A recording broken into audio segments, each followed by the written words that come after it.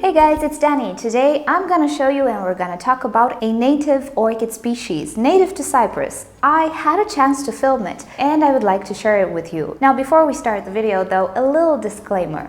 The orchid you're gonna see is a wild orchid. I do not have it, I don't own it, somebody in a certain area has it, and I will talk a bit more about this towards the end of the video, so if you could just stay and watch the entire video, that would be lovely. I took the opportunity to actually film this orchid and make a video for you guys, but at the same time, I really wish I would have found this orchid in nature and make a video about its natural habitat, how it looks like in nature. I think that would be a great video, and I am kind of planning a sort of a trip to the areas where these orchids grow. If I have access to them, that would be great. There are a lot of Cyprus native orchids, and if I could make a video and show them to you, that would be lovely. This being said, let's get on with the video. Alrighty, so the orchid you see on the screen right now is called a Himantoglossum robertianum. Not entirely sure if I should pronounce it Himantoglossum. Never heard this name being pronounced before, so keep that in mind. This is a species of terrestrial orchids, meaning they don't grow in trees like most of the orchids we grow in our collections, but in soil, in a particular type of soil. It is native to Cyprus, as far as I understand, more in the mountainous area.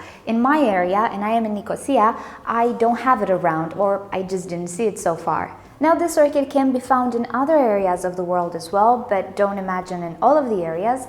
I'll link you down below to some articles that I found on this orchid so you know a little bit more about its habitat, see some other pictures with this orchid, and so on. So as I was saying, it is a terrestrial orchid. If you remember, a while back I had the Habenaria orchid, which produced a tuber. From what I understand, this orchid does the very same thing. It has tubers inside the soil. Every year, the stem of the orchid, together with the leaves, die off during winter time, and then in the spring it starts to create foliage again and of course bloom around this time of the year, so end of winter and beginning of spring. The orchid that I filmed looked like it produced another tuber and another growth, so pretty comparable with the Habenaria orchids that we have in cultivation. Tubers can produce offshoots, other tubers, and pretty much this is how the orchid reproduces.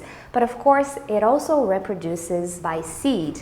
And speaking about that, take a look at the flowers. There are a multitude of flowers displayed on a vertical long stem. Overall, this orchid was about 50 centimeters high, as much as my estimation goes, and it had a cluster of flowers on the very top. The flowers are really beautiful, but they're not very flashy in color. As you can see, the sepals behind seem to be kind of greenish, while the lip has some pretty washed out purple to them. There is another orchid in cultivation, I'm missing the name, but I'll add it in the description below, which looks very similar, but has different colors. A little bit more flashy. That might be a hybrid. And I'm not entirely sure if they are related, but I know that one is terrestrial as well. The shape of the flower reminds me of a little person, if you can imagine that. The sepals and some of the petals look like hands, while the lip look like a little skirt. Overall, it has a really beautiful color, but I guess for the average person it's not necessarily the most appealing thing if you consider other orchids we can grow. But appealing flowers is actually not the main criteria that this orchid is looking for. The flowers are actually very fragrant, and the smell is absolutely fantastic. It somewhat reminds me of Miltoniopsis, but it's heavier, a little sweeter than that. So it's a bit rosy, a bit like violets to my nose, and it's quite strong. I was sitting next to the orchid filming it, and I could feel wafts of this beautiful fragrance.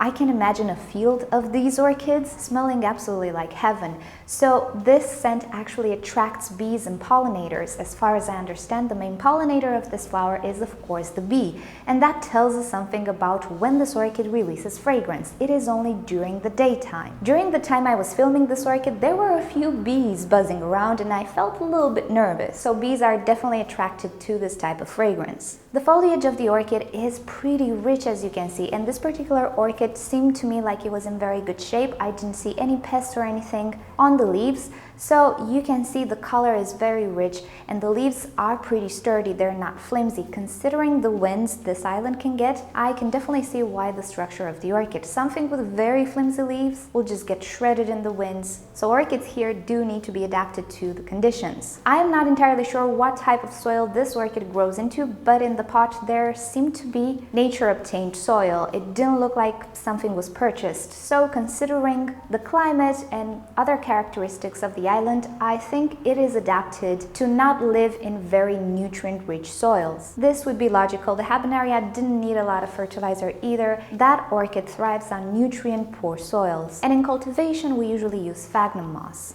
As far as I can gather, this orchid only blooms once a year during late winter and the beginning of spring, and in the rest of the year it grows foliage, it gathers nutrients, and it stores them in the corm. There are multiple orchids native to Cyprus that I really hope one day I get to see and I get to film, but I will link you down below to a website which presents a lot of pictures of the native orchids of Cyprus, and there you will see the famous orchid that looks like a bee. It is native to this place. I really want to go find it and film it, as I was always fascinated by it, so check the description below for this link and to learn more about the native orchids of Cyprus. And the memory that sticks most to me about that orchid is the fragrance. Maybe because I am a fragrance-oriented person, but also because it was really strong. And as I was saying, bees were kind of swarming around me as I was filming. So that was the orchid that I had a chance to film. But I do want to address another issue kind of related to this orchid. Now, I don't know the status of this orchid in Cyprus, if it is protected by law in any way.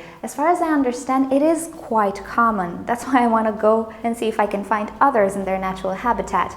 And actually, many people do have this orchid on their property, on their land, in certain areas, of course, as it just naturally grows here. As far as I'm concerned, I really don't want to own that orchid, but this doesn't necessarily mean it's illegal to get it. Since I don't know the law, I don't know if it's protected. But talking about this, I want to touch base with the subject of wild orchids and endangered species. Cyprus might not have endangered species, but there are places in this world that do have endangered species. I have a group of viewers from the Philippines, and with this occasion, I want to say hi guys, thank you for watching. As I gather, they are making huge efforts in limiting endangering orchid species. Already there are so many species which are not as abundant as they used to be, and the more we develop and the more we try to take them from nature, the worse it will get, and we absolutely risk losing them.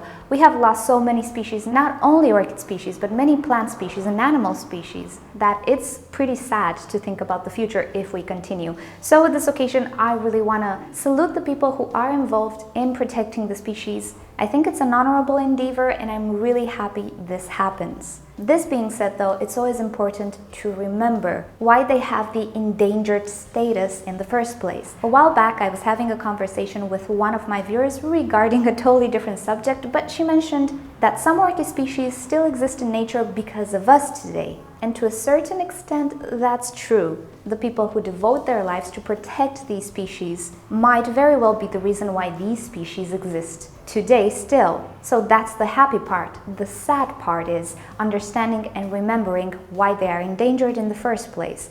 And in the vast majority of cases, it's because of us. Through deforestation and destroying their natural habitats, not to mention through over-collecting orchids from nature, we managed to really endanger some species in some parts of the world. And it is really important that we do take action now, so we don't reach to a day where we will have no more wild orchids, at least some particular species. There are so many orchids that are reproduced in captivity, there are grown in cultivation successfully, there are a ton of beautiful hybrids. Just look at this Nelly Eiler. I don't see the point of actually taking orchids from nature anymore. I don't see the point of actually getting a bellina when there are thousands of bellinas in cultivation. There are hybrids which are really beautiful. We have enough at this point, and I think you will agree, there are so many orchids, so many hybrids, and when it comes to some particular species that might not look as flashy, well, why do you need that orchid when you have this beauty right here? And this is a hybrid. You try to introduce this to nature, it's not gonna work, it's gonna die. So the only way this orchid will survive is with you in cultivation. So this is your responsibility, not the orchids that are already growing beautifully in nature. What I'm trying to say now is that it's beautiful to see orchids in their natural habitat. And if you do have the chance and it's easily accessible, do take a stroll, take a trip with your loved ones, with your friends, go orchid hunting and shoot them with your camera. Write a nice article about them, make a nice video about them, just don't take them from their place, because we might end up with a very sad future if we continue to do this. Not to mention that if you do take a protected species from nature, you can suffer from legal consequences. In certain areas of the world, punishments for taking a protected species from its natural habitat are really harsh. So don't risk it. When in doubt, just don't do it. Let the orchid be. Enjoy the orchids you can find available, because today there is such a wide variety of hybrids, even species reproduced in cultivation. Those are perfectly okay if you purchase them from reputable nurseries and reputable sellers. So that's what I wanted to point out and to address, and I really hope you enjoyed the footage and learning something new. I would be so happy if I could actually go and film them in nature. That would be lovely, but I just wanted to take the opportunity to actually film the orchid that I happened to stumble upon. And again, I don't own that orchid, I don't have it, I don't even want to have it really. I don't know the legislation for one, and you know me, I love orchids and I love collecting them, but I also love to share them. If you have an orchid that you cannot even share in a picture on a forum or talk about it or show it to people, you know, what's the fun of it? So thank you for watching. Hope you've enjoyed this. If you did enjoy this video, please give it a thumbs up. If you hated it, give it a thumbs down. Subscribe to my channel for daily orchids and plants videos. And don't forget to turn on notifications so you never miss a video. And with that said, I'll see you guys next time. Bye! So I told you in a previous video that I did manage to find some white pots. I've already started to use them here and there. They do look lovely, right?